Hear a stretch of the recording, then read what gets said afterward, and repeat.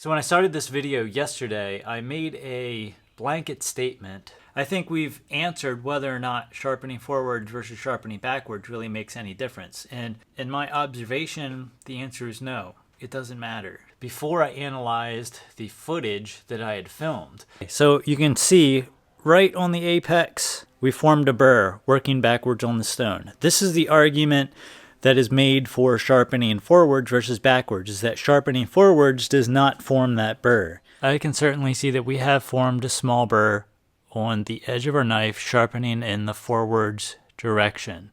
So when I saw that footage and saw that there was a clear difference between the size of the burr that had been formed, I had to come back and sort of redo the test, because if you look at those two clips side by side, you will probably come to the conclusion that yes, knife sharpening direction does actually matter, because you form less of a burr sharpening in the forwards direction than you do the backwards direction.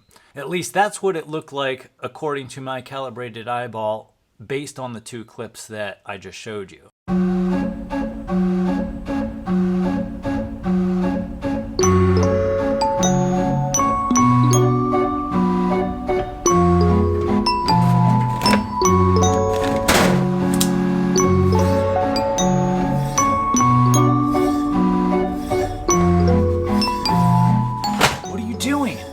Sharpening.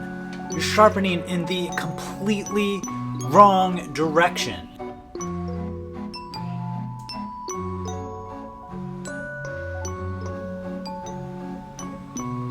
Wrong direction? Yeah, you should always strop into the strop.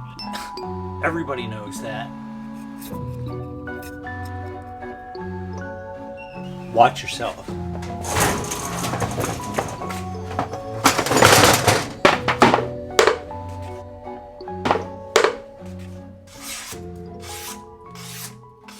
But does it really matter? Does forming a smaller burr make a difference when it comes to burr minimization techniques or burr removal? Or is it exactly the same? So I started another test. The test was using two knives which are essentially exactly the same. One's a Spyderco Tenacious, the other's a Spyderco Resilience, I believe. Both of them use the exact same steel from the same manufacturer. Essentially, they are exactly the same. It's just one knife has a slightly longer blade than the other knife. And I will be sharpening one knife in the forwards direction only and the other one in the backwards direction only. And I marked each blade to make sure that I did not get them mixed up. And I sharpened them in the same way that I would normally sharpen any knife, except for the fact that I sharpened it on one side and raised the burr on one side. So I sharpen the knife on the stone till I can just start to feel a burr with my fingertips, and at that point the knife is apexed and it's sharp, and that's when we stopped. So we sharpen on the stone till we can just feel a burr, and then we'll look at it under the electron microscope. Okay, so that doesn't take long. We've just formed a burr on this side. I can just barely feel it. So this is where I would stop, and I would move on to other burr minimization. The knife's sharp. The knife is apex at this point. This knife was sharpened in the forwards direction, and you can definitely see that a burr has formed along the apex. And I'm actually really surprised because we're zoomed in here really far, and you can feel that burr with your finger. If you run your finger straight up along the edge, you can definitely feel that. And in certain light, you can even see that the light reflecting off of that burr slightly differently than other parts of the blade where it hasn't formed yet. So here's a knife sharpened in the backwards direction, pulling away from the apex. Now the thing here is that I used the same technique, sharpening forwards, that I did sharpening backwards. The second that I started to feel a burr with my finger, I stopped sharpening.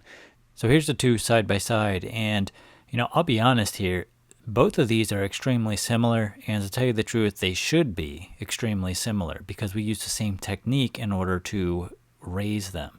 which was as soon as we felt them, we stopped sharpening. We didn't sharpen beyond the point of feeling a burr. It is kind of nice to see a little bit of consistency here. Since we use the same method to form the burr, we should have a consistent burr sharpening forwards versus sharpening backwards, and I think that this proves that. One might look slightly larger than the other, but I think we're splitting hairs in terms of really saying that one is bigger than the other, because we could zoom in on any portion of the blade and find a spot where it looks slightly larger than the other one. Now, both of the burrs that have formed here are so extremely small that I don't know if your average person who's not a hobbyist knife sharpener is really going to know whether or not a burr is formed in the first place. You really have to know what to feel for on burr formation that's this small. So what I'm going to do is I'm going to go back and try and create the largest burr possible on both of these knives and see if there is, in fact, a difference between sharpening forwards versus sharpening backwards.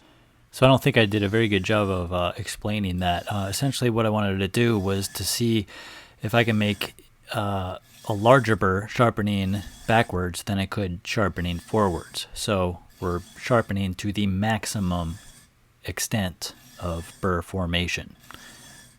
Does that clear things up? Oh boy, is this interesting. Just doesn't get any more exciting than this. Look at that. That is a significant burr sharpened in the forward direction.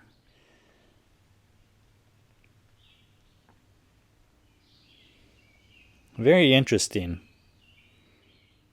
Okay, so here is the backwards sharpened edge, and you can clearly see the burr. Is it a larger burr than the knife that was sharpened in the forwards direction? I'm not real sure. And to tell you the truth, I can't really measure it either.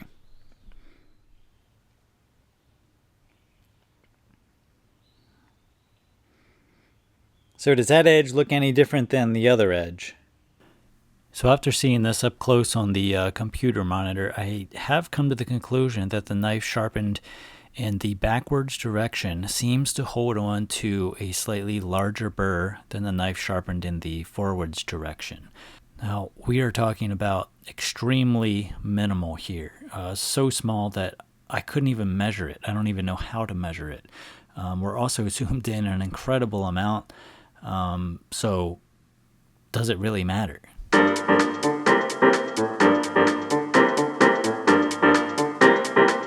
I'm going to take both of these knives at this point. See, we've got them marked on the blade. I did not mix them up.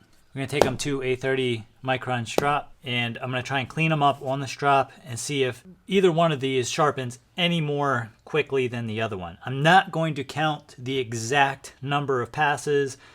We're just going to sort of time it, if that makes sense. So again, all I'm doing here is simply removing the burr off of each knife. I'm timing it to see how long it takes on a 30 micron strop as the control. Oh, that's not too bad. A minute and 30 seconds, we'll call it. So same thing on the other knife. I'm just going to time how long it takes to remove the burr on a 30 micron strop as the control. I'm also using paper to test whether or not there's any remaining burr, as well as I'm reading the strop, which I'll get to in another video. This is a longer blade, so it's not this isn't a super fair comparison. Oh no! Oh, it's like exactly the same. I think we might still have a little bit of a burr up here towards the tip, but I mean, yeah, we do. I can see it right there. But we've got this much clean edge, according to the paper. Almost exactly the same, in my opinion, in terms of removing the burr. Let's put this back in here, and we'll see what the edges look like now that the world's worst burr has been put on the knife and removed. I know, totally unscientific, but I don't care. Okay, so here's the edge of the knife that's been sharpened backwards. It looks pretty good.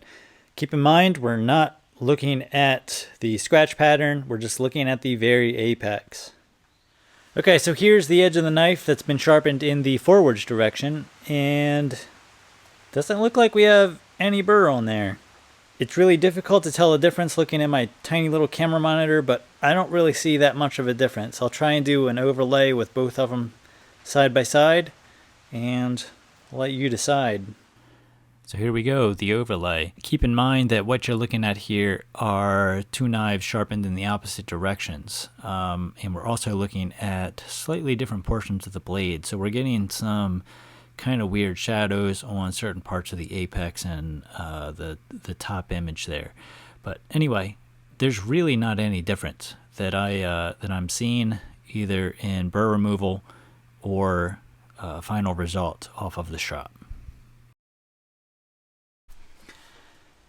So I think I've done all that I'm capable of doing. I've been messing around with this for 2 days now at this point. I've timed this a bunch of times. I've done everything I possibly can in order to tell a difference.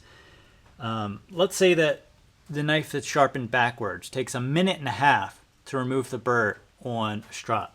Now let's say that the knife that's sharpened forwards, hypothetically speaking, takes 45 seconds to remove the burr.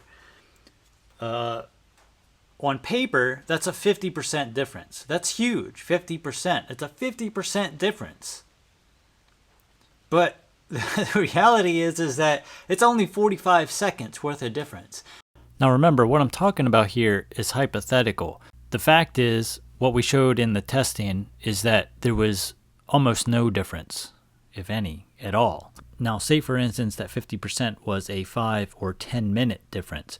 Then we might have enough time to draw some sort of a conclusion. But we don't. It's not that big a difference. It's a 3-second difference, if that. The results, as far as what they look like through the camera, they look and they feel exactly the same. Cutting paper, doing all that sort of stuff, it's exactly the same. You're going to get the same level of sharpness going in either direction. As long as everything's done exactly the same. That's the key. Sharpening forwards creates a burr. Sharpening backwards creates a burr.